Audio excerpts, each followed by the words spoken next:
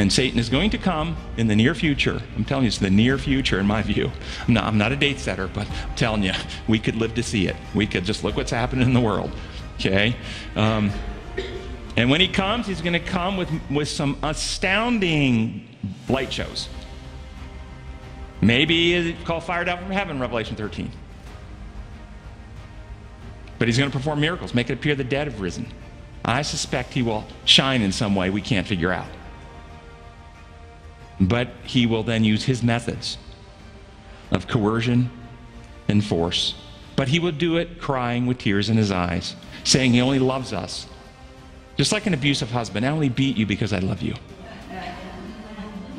No, he will do it. I only love you guys, but in order to save you. In order to save you, you have to worship me. And if you don't all agree on my leadership, then I can't protect you.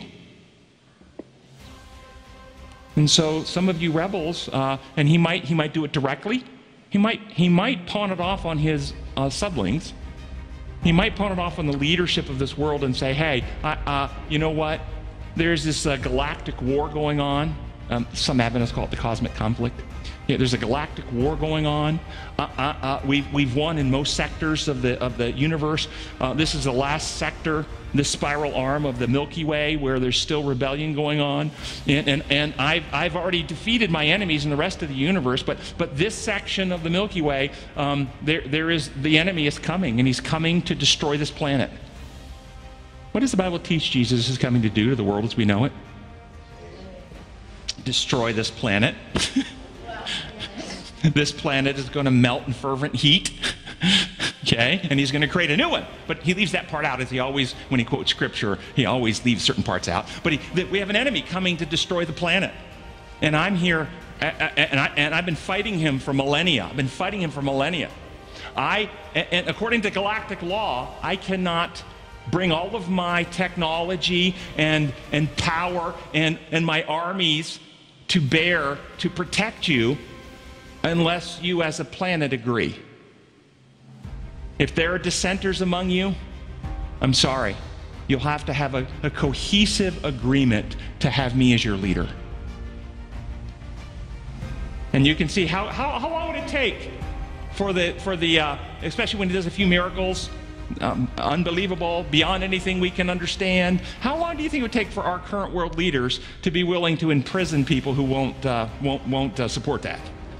Very quickly. Okay? Very quickly. It'll happen so fast. So fast. Anyway, this is how it could happen. But see, the method's being employed. The method's being employed. Even though he cries that I don't want this to, please don't make me do this. Justice will require. And all those who accept worldly justice will go, that's right. Justice requires you have to punish.